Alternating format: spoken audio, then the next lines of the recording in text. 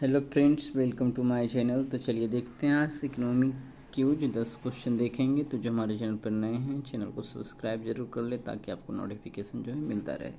तो आइए देखते हैं पहला क्वेश्चन। तो यहाँ पहला क्वेश्चन देखेंगे। हाल ही में चेन्नई स्थित भौगोलिक संकेतक रजिस्ट्री कार्यालय द्वारा उत्तर प्रदेश के निम्नलिखित किस किन उत्पादों को GI टैग दिया गया है। यहाँ पे कुछ नाम हैं: अमरोहा ढोलक, महोबा गौरा पत्थर हस्तशिल्प, मैनपुरी तारकसी, Sambhal horn craft, Baghpat home furnishings, Barabanki handloom product, Kalpi handmade paper. तो ध्यान देना है कि सातों को मिला है, ठीक है। यहाँ पे जितने भी नाम हैं सारे वस्तुओं को क्या है, GI टैग दिया गया है, ठीक है। तो चलिए आइए इनका तस्वीर देख लेते हैं कि आखिर है क्या। अमरोहा ढोलक कुछ इस प्रकार का है, ठीक है। ये हो गया महोबा गौर पत्थर हस्तशिल्प, ये हो गया मैनपुरी तारकसी, ये हो गया संभल हॉर्न क्राफ्ट, ये हो गया बागपत होम फर्निशिंग्स, ये हो गया बाराबंकी हैंडलूम प्रोडक्ट, ये हो गया कालपी हैंडमेड पेपर। आइए देखते हैं निम्नलिखित में से क्या ग्रीनफ्लेशन शब्द को सबसे अच्छी तरह परिभाषित करता है। नीति निर्माता या तो अधिक सरकारी खर्च करके और या ब्याज दरों को कम करके आर्थिक गतिविधियों को बढ़ाने का प्रयास करते हैं। दूसरा है ग्रीनफ्लेशन के बारे में देखना है। तो चलिए डायरेक्ट आंसर पे ही चलते हैं। डी इसका आंसर है। तो आंसर है, कंपनियों ने अपनी बढ़ी हुई लागत को कवर करने से परे अपनी कीमतें बढ़ाकर उस मुद्रास्फीति का अधिकतम उपयोग किया जो लोग अनुभव कर रहे थे, ठीक है। ये यहाँ पे भी नहीं, और फिर इसका उपयोग अपने लाभ मार्जिन को अधिकतम करने के लिए किया। तो इस प्रकार की प्रक्रिया को बोलते हैं ग्रीनफ्लेशन। ग्रीनफ्लेशन का इसका सीधा सा अर्थ है कि कॉरपोरेट लालच मुद्रास्फीति को बढ़ावा दे रहा है। ग्रीड मतलब होता ही है लालच, ठीक है। दूसरे शब्दों में मजदूरी मूल्य सर्पिल के बजाय यह लाभ मूल्य सर्पिल है जो चलन में है। संक्षेप में ग्रीनफ्लेशन का तात्पर्य यह है कि कंपनियों ने अपनी बढ़ी हुई लागत को कवर करने से परे अपनी कीमतें बढ़ाकर उस मुद्रास्फीति का अधिकतम उपयोग किया जो लोग अनुभव कर रहे थे, और फिर इसका उपयोग अपने लाभ मार्जिन को अधिकतम करने के लिए किया। बदले में इससे मुद्रास्फीति को और बढ़ावा मिला। अतः विकल्प 4B सही है, यानी 4 सही है। उन्नत तकनीकी प्रसारण केंद्र, जिसको बोलते हैं, क्या पढ़ सकते हैं, उत्प्रेरक के संदर्भ में निम्नलिखित कथनों पर विचार कीजिए। कर भारतीय उद्योग में ऊर्जा कुशल प्रौद्योगिकियों को अपनाने में तेजी लाने के लिए उत्कृष्टता केंद्र है ये। कर इससे विद्युत मंत्रालय के तहत एनर्जी एफिशिएंसी सर्विसेज लिमिटेड द्वारा स्थापित किया गया है। फिर तीसरा है, अगले 5 वर्षों में उद्योग और अन्य संभावित क्षेत्रों में 10,000 से अधिक ऊर्जा पेशेवरों को गहन प्रशिक्षण प्रदान करने की उम्मीद है। तो ध्यान देना है कि यहाँ कथन 1 और कथन 3 सही है और 2 गलत है। एनर्जी एफिशिएंसी सर्विसेज लिमिटेड के द्वारा इसको स्थापित नहीं किया गया। तो आंसर यहाँ पे ऑप्शन बी होगा, ठीक है। तो देख सकते हैं, अच्छा यहाँ पे छोटा होगा, कुछ भी लिख दीजिए चलेगा। यहाँ पे 3 ये सब लिख सकते हैं, ठीक है। चलिए, तो उत्प्रेरक कर भारत सरकार के विद्युत मंत्रालय ने उद्योग में स्वच्छ प्रौद्योगिकी को अपनाने में तेजी लाने और इस प्रकार वैश्विक ऊर्जा परिवर्तन में भारत के योगदान को बढ़ाने के लिए एक समर्पित उत्कृष्टता केंद्र की स्थापना की है। कर उन्नत तकनीकी प्रदर्शन केंद्र का संक्षिप्त नाम है। ऊर्जा कुशल प्रौद्योगिकियों को अपनाने में तेजी लाने के लिए उत्कृष्टता केंद्र भारतीय उद्योगों की ऊर्जा दक्षता में सुधार के लिए एक उत्प्रेरक भूमिका निभाना चाहता है। अतः कथन 1 सही है। कर केंद्र, जिसे अन्यथा उन्नत औद्योगिक प्रौद्योगिकी प्रदर्शन केंद्र के रूप में नामित किया गया है, को ऊर्जा मंत्रालय के ऊर्जा दक्षता ब्यूरो BE द्वारा राष्ट्रीय विद्युत प्रशिक्षण संस्थान विद्युत मंत्रालय के बदरपुर नई दिल्ली परिसर में स्थापित किया गया है। इसलिए कथन 2 गलत है। आगे है कि अगले 5 वर्षों में उद्योग और अन्य संभावित क्षेत्रों से 10,000 से अधिक ऊर्जा पेशेवरों को गहन प्रशिक्षण प्रदान करने की उम्मीद है। इसलिए कथन 3 सही है। ग्लासगो में COP26 में भारत के प्रधानमंत्री ने भारत के लिए अद्यतन NDC की घोषणा की, जिनमें से एक 2020-30 की अवधि, ठीक है 2020 से 30 की अवधि के दौरान भारत के कार्बन डाइऑक्साइड उत्सर्जन में 1 बिलियन टन की कटौती करना है। इनमें से लगभग आधा नवीकरणीय ऊर्जा की गहन पहुंच से आएगा, जबकि शेष आधा ऊर्जा दक्षता उपायों से आएगा। दक्षिणी अफ्रीका सीमा शुल्क संघ के संदर्भ में निम्नलिखित कथनों पर विचार कीजिए। दक्षिणी अफ्रीका सीमा शुल्क संघ 5 देशों के एक अफ्रीकी क्षेत्रीय आर्थिक संगठन में बोत्सवाना, लेसोथो, नामीबिया, दक्षिण अफ्रीका और स्वाजीलैंड शामिल है। कर भारत का ACCU मतलब दक्षिण अफ्रीका सीमा शुल्क संघ के साथ FTA यानी गठबंधन ये सब है, ठीक है। कर इसका मुख्यालय दक्षिण अफ्रीका की राजधानी केप टाउन में स्थित है। तो वो पर दिए हुए कितने कथन सही है, तो केवल एक कथन सही है। पहला, भारत ACCU के साथ उसका कोई FTA नहीं है और ये केप टाउन में स्थित नहीं है इसका मुख्यालय। आइए देखते हैं कर दक्षिण अफ्रीका सीमा शुल्क संघ। दक्षिण अफ्रीकी सीमा शुल्क संघ एक अफ्रीकी क्षेत्रीय आर्थिक संगठन विश्व का सबसे पुराना सीमा शुल्क संघ है, जिसकी स्थापना 1910 में हुई थी। इसके सदस्यों में बोत्सवाना, लेसोथो, नामीबिया, दक्षिण अफ्रीका और स्वाजीलैंड है। 5 सदस्य देश एक समान बाह्य टैरिफ बनाए रखते हैं, सीमा शुल्क राजस्व साझा करते हैं और व्यापार मुद्दों की एक विस्तृत श्रृंखला पर नीतियों और निर्णय लेने का समन्वय करते हैं। अतः कथन एक सही है। कर 2023 तक भारत का दक्षिण अफ्रीका सीमा शुल्क संघ के साथ कोई मुक्त व्यापार समझौता नहीं है, ठीक है, फ्री ट्रीटी अलायंस। हालांकि भारत ACCU के साथ तरजीही व्यापार समझौते पर बातचीत की प्रक्रिया में है। ये चर्चाएं जारी रही हैं 2020 में वार्ता के उल्लेखनीय पुनरुद्धार के साथ, और ऐसा प्रतीत होता है कि 2023 तक उनमें प्रगति हुई है। अतः कथन 2 गलत है। अब है ACCU का मुख्यालय नामीबिया की राजधानी विंडहोक में स्थित है, ठीक है, ना कि दक्षिण अफ्रीका की राजधानी केप टाउन में स्थित है। तो ACCU की राजधानी जो है वो विंडहोक में स्थित है, नामीबिया की राजधानी विंडहोक में स्थित है।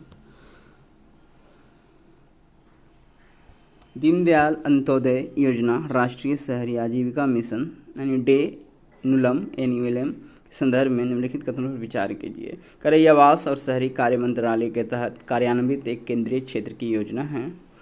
कर वर्तमान में इसका लक्ष्य शहरी और साथ ही ग्रामीण निर्धन परिवारों की निर्धनता और भेदता को स्थायी आधार पर कम करना है। फिर है हाल ही में UNDP ने महिला उद्यमी को सशक्त बनाने की दिशा में NULM के साथ साझेदारी की है। तो यहाँ पे कौन सा कथन सही नहीं है ढूंढना, तो कथन सिर्फ 3 सही है और 2 और 1 गलत है। तो यहाँ पे देखना है क्षेत्र की क्या है, केंद्रीय क्षेत्र की योजना है। केंद्रीय क्षेत्र की योजना और केंद्र प्रायोजित योजना दोनों में डिफरेंस है। तो ये केंद्र प्रायोजित योजना है, ना कि केंद्रीय योजना है। केंद्र प्रायोजित योजना होना कि राज्य के लिए कोई योजना लागू किया जाता है और केंद्र उस सहयोग देता है, तो उस प्रकार की योजना को केंद्र प्रायोजित योजना कहते हैं। तो आगे देखते हैं उपरोक्त कथनों में कौन सा कथन सही नहीं है, तो ये दोनों हैं, तो 1 और 2, यानी कि एक तरह से केंद्र जिसमें सपोर्टिंग रूप में रहता है तो वो केंद्र प्रायोजित योजना कहलाता है। आगे देखते हैं यहाँ पे है कि आवास एवं शहरी कार्य मंत्रालय देश के वैधानिक शहरों में दीनदयाल अंत्योदय योजना राष्ट्रीय शहरी आजीविका मिशन नामक केंद्र प्रायोजित योजना लागू कर रहा है, इसलिए कथन 1 गलत है। करा इसका लक्ष्य स्थायी आधार पर शहरी गरीब परिवारों की गरीबी और असुरक्षा को कम करना है। वहाँ पे हमने देखा, यहाँ पे क्या देखा, थोड़ा पीछे चलते हैं। यहाँ पे हमने देखना क्या शहरी और ग्रामीण दोनों हैं, लेकिन ये सिर्फ शहरी के लिए बात कर रहा है। तो इसका लक्ष्य स्थायी आधार पर शहरी गरीब परिवारों की गरीबी और सुरक्षा को कम करना है। तो ये पहला और दूसरा गलत है। फिर है संयुक्त राष्ट्र विकास कार्यक्रम और दीनदयाल अंत्योदय योजना राष्ट्रीय शहरी आजीविका मिशन ने एक सहयोगात्मक साझेदारी में प्रवेश किया है, जिसका उद्देश्य महिलाओं को उद्यमिता के क्षेत्र में अच्छी तरह से सूचित करियर विकल्प चुनने के लिए सशक्त बनाना है। आगे देखना है, ये साझेदारी अपने स्वयं के उद्यम शुरू करने और विस्तार करने की इच्छुक महिलाओं को सहायता प्रदान करेगी। विशेष रूप से देखभाल अर्थव्यवस्था, डिजिटल अर्थव्यवस्था, इलेक्ट्रिक गतिशीलता, अपशिष्ट प्रबंधन, खाद्य पैकेजिंग और अन्य कई क्षेत्रों में उद्यमिता विकास को बढ़ावा देने और उद्यम विकास में तेजी लाने पर केंद्रित 3 वर्षीय परियोजना है, जिसे 2025 से आगे बढ़ाया जा सकता है। प्रारंभिक चरण में 8 शहरों को कवर करेगी। करा फाइनेंशियल एक्शन टास्क फोर्स के संबंध में निम्नलिखित कथनों पर विचार कीजिए। यह G7 की पहल पर 1989 में स्थापित एक अंतर सरकारी संगठन है। इसका उद्देश्य मनी लॉन्ड्रिंग और आतंकवाद के वित्त पोषण से निपटने के लिए नीतियाँ विकसित करना है। तीसरा है FATF ब्लैकलिस्ट, जिसको बोलते हैं औपचारिक रूप से अन्य निगरानी वाले क्षेत्राधिकार कहा जाता है। दूसरा है FATF ग्रे लिस्ट, जिसको औपचारिक रूप से कॉल फॉर एक्शन कहा जाता है, को बनाए रखा है। तो ये 3 ही में गलत है, बाकी उपरोक्त कितने कथन सही है? तो ये और ये दोनों कथन सही है। इस तीसरा में गलती क्या है? ऑप्शन इसके अनुसार बी हो जाएगा। तीसरा में गलती ये है कि FATF ब्लैक लिस्ट को औपचारिक रूप से कॉल फॉर एक्शन कहा जाता है और FATF ग्रे लिस्ट को औपचारिक रूप से अन्य निगरानी वाली क्षेत्राधिकार किया जाता है। ये रिवर्स है, कोष्ठ में जो दिया गया उसके अनुसार, अर्थ के अनुसार ये गलती है। तो आंसर इसका बी होना चाहिए। ठीक है, कह रहा है फाइनेंशियल एक्शन टास्क फोर्स। तो मनी लॉन्ड्रिंग रोकने वाली फाइनेंशियल एक्शन टास्क फोर्स, जिसे इसके फ्रांसीसी नाम ग्रुप डी एक्शन फिनांसियर यानी GAFI के नाम से भी जाना जाता है, मनी लॉन्ड्रिंग से निपटने के लिए नीतियां विकसित करने के लिए और निश्चित रुचि बनाए रखने के लिए G7 की पहल पर 1989 में स्थापित एक अंतर सरकारी संगठन है। था कथन एक सही है।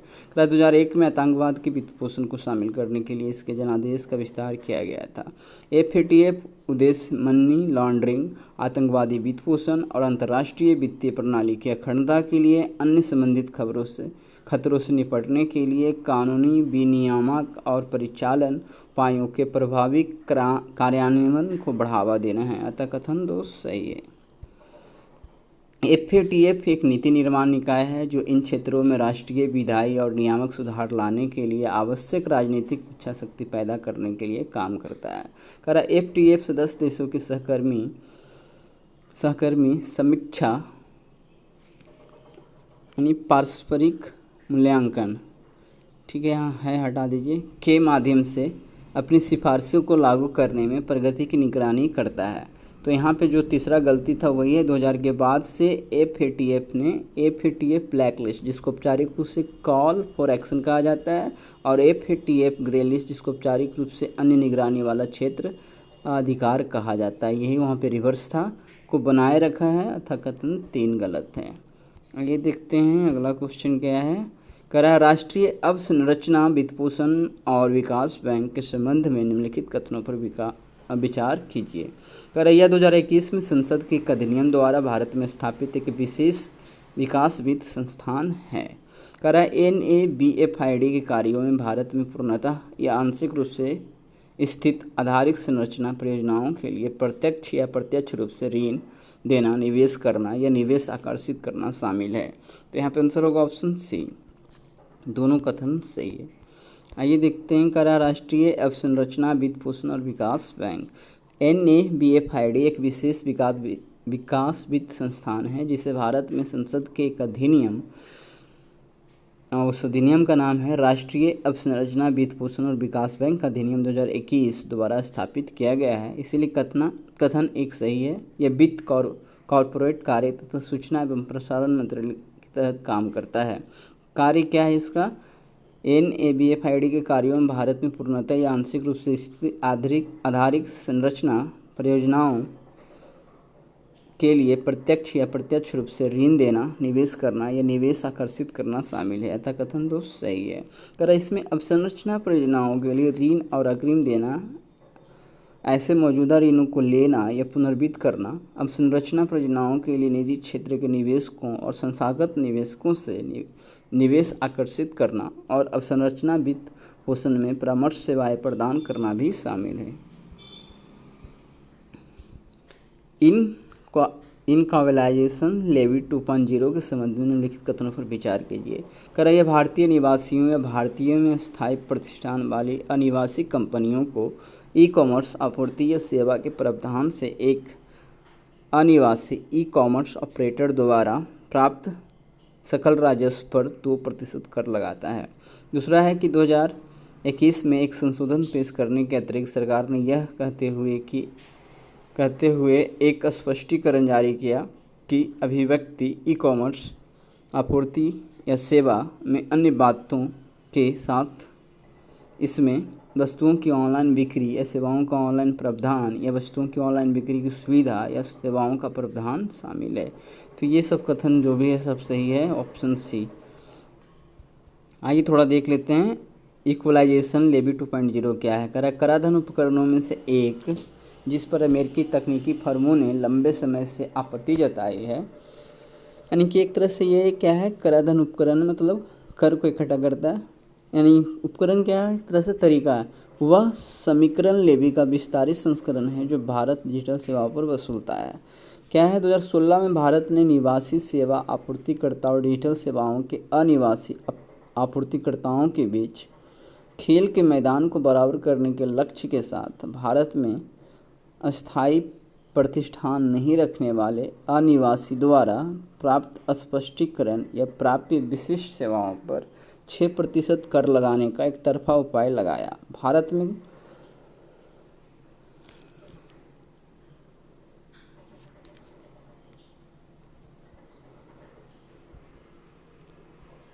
चलिए यहाँ पे रुकते हैं, सेंटेंस में कुछ गड़बड़ी है, आगे देखते हैं। कल 2020 में केंद्र इक्वलाइजेशन लेवी 2.0 लेकर आया जो भारत में स्थायी स्थापना भारतीय निवासियों या गैर निवासी कंपनियों को ई कॉमर्स आपूर्ति या सेवा के प्रावधान से एक अनिवासी ई कॉमर्स ऑपरेटर द्वारा प्राप्त सकल राजस्व पर 2% कर लगाता है। अतः कथन एक सही है। करा सामान्यकरण लेवी जब इसे पहली बार 2016 में पेश किया गया था ने दोहरे कराधान को जन्म दिया और कराधान ढांचे को अधिक जटिल बना दिया। इसके अतिरिक्त इसने संवैधानिक वैधता और अंतर्राष्ट्रीय दायित्वों के अनुपालन पर प्रश्न उठाए। करा 2020 के संशोधन ने लेवी को फिर से व्यापक और इसके दायरे में अस्पष्ट बना दिया। अब है निम्नलिखित कथनों पर विचार कीजिए। खनिज सुरक्षा साझेदारी का नेतृत्व चीन कर रहा है। एमएसपी भारत सहित 14 देशों का एक रणनीतिक समूह है। महत्वपूर्ण खनिज आपूर्ति श्रृंखलाओं को मजबूत करने के लिए अमेरिका द्वारा जून 2022 में खनिज सुरक्षा साझेदारी की घोषणा की गई थी। तो ऊपर दिए गए कथनों में कितने कथन सही है, तो इसको देखना पड़ेगा कितने कथन सही है। तो यहाँ पे लिख रहा है 2 कथन सही है। खनिज सुरक्षा साझेदारी का नेतृत्व चीन कर रहा है, ये कथन गलत है, ये कर रहा है। और बाकी कथन आपका 2 और 3 जो है वो सही है। ठीक है, तो जो सही है उसको फिर से देखते हैं। एमएससीपी भारत सहित 14 सदस्य देशों का एक रणनीतिक समूह है। महत्वपूर्ण खनिज आपूर्ति श्रृंखलाओं को मजबूत करने के लिए अमेरिका द्वारा जून 2022 में खनिज सुरक्षा साझेदारी यानी कि एमएसपी घोषणा की गई थी। तो ये क्या है, यहाँ पे नेतृत्व चीन कर रहा है कि नहीं कर रहा है इसके बारे में देख लेते हैं। खनिज सुरक्षा साझेदारी अमेरिका के नेतृत्व वाली साझेदारी पहल है जिसका उद्देश्य महत्वपूर्ण खनिज आपूर्ति श्रृंखलाओं को मजबूत करना है, इसलिए कथन गलत है। MSP Australia, Canada, Finland, France, Germany, Japan, Korea गणराज्य, स्वीडन, यूनाइटेड किंगडम, अमेरिका, यूरोपीय संघ, इटली और अब भारत सहित 13 सदस्य देशों का एक रणनीतिक समूह है। अतः कथन 2 सही है। इसका उद्देश्य विश्व स्तर पर महत्वपूर्ण खनिज आपूर्ति श्रृंखलाओं में सार्वजनिक और निजी निवेश को उत्प्रेरित करना है। आइए देखते हैं। एक महत्वपूर्ण कदम में भारत हाल ही में संयुक्त राज्य अमेरिका की अध्यक्षता वाले एक महत्वपूर्ण खनिज क्लब मिनरल सिक्योरिटी पार्टनरशिप यानी वही एमएसपी में शामिल हुआ है। एमएसपी का मुख्य उद्देश्य वैश्विक स्तर पर महत्वपूर्ण खनिज आपूर्ति श्रृंखलाओं में सार्वजनिक और निजी निवेश दोनों को उत्प्रेरित करना है। महत्वपूर्ण खनिज आपूर्ति श्रृंखलाओं को मजबूत करने के लिए अमेरिका द्वारा जून 2022 में खनिज सुरक्षा साझेदारी की घोषणा की गई थी, इसलिए ये कथन भी सही है।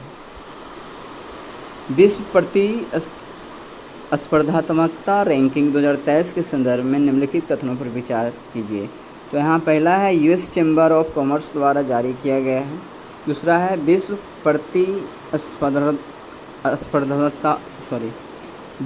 प्रतिस्पर्धात्मकता रैंकिंग 2023 में आयरलैंड शीर्ष पे है। फिर तीसरा पढ़ते हैं, भारत 3 स्थान गिरकर 43वें स्थान पे रहा, लेकिन 2019-20 ठीक है, इसमें बीच में 2019-21 के मुकाबले अभी भी बेहतर स्थिति में है।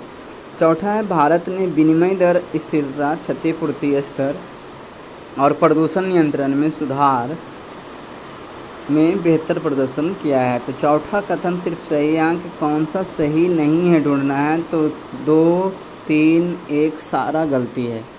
तो ये यूएस चैम्बर कॉमर्स द्वारा नहीं जारी किया गया है, IMD के द्वारा ये जारी किया गया है, ठीक है।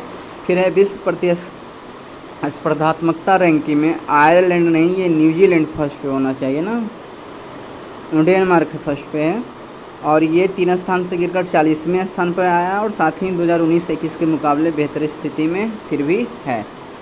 तो आइए देखते हैं करा international institute for management development द्वारा प्रकाशित विश्व प्रतिस्पर्धात्मकता रैंकिंग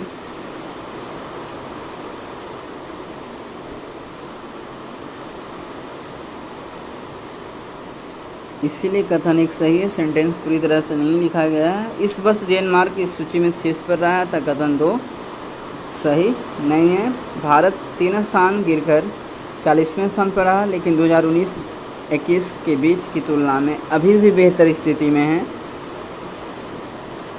जब वो लगातार 3 वर्षों में 43वें स्थान पर था, ठीक है, लेकिन अभी 40वें स्थान पे है। थोड़ा सा बारिश भी हो रहा है, उसका भी आवाज़ हो सकता है रिकॉर्ड हो रहा हो, या फिर आवाज़ मेरा इधर 2-3 क्वेश्चन में आपको क्लियर ना भी समझ में आए, क्योंकि मुझे तो बहुत आवाज़ आ रहा है, पता नहीं वीडियो में आवाज़ उतना आएगा कि नहीं। और ये देखते हैं, IMD की रिपोर्ट के आधार पर देश ने सरकारी दक्षता में सुधार किया, लेकिन व्यावसायिक दक्षता, बुनियादी ढांचे और आर्थिक प्रदर्शन में अन्य देशों की तुलना में थोड़ा खराब प्रदर्शन किया। विशेष रूप से भारत को अपने स्कोर में मदद करने वाले शीर्ष 3 उपाय विनिमय दर स्थिरता, क्षतिपूर्ति स्तर और प्रदूषण नियंत्रण में सुधार है, अतः कथन 4 सही है। करा स्विट्जरलैंड और सिंगापुर में सह मुख्यालय वाले संस्थान के अनुसार रैंकिंग अत्यधिक विपरीत कारोबारी माहौल का मूल्यांकन करने, अंतर्राष्ट्रीय निवेश निर्णयों का समर्थन करने और विभिन्न सार्वजनिक नीतियों के प्रभाव का आकलन करने के लिए एक मूल्यवान उपकरण प्रदान करती है। तो आज हमने 10 क्वेश्चन देख लिया इकोनॉमिक्स से, तो कल मिलते हैं साइंस के क्वेश्चन के साथ, ठीक है। तब तक के लिए हमारे चैनल पर बने रहें, वीडियो देखते रहें, और अच्छा लगता तो चैनल ज़रूर सब्सक्राइब करें।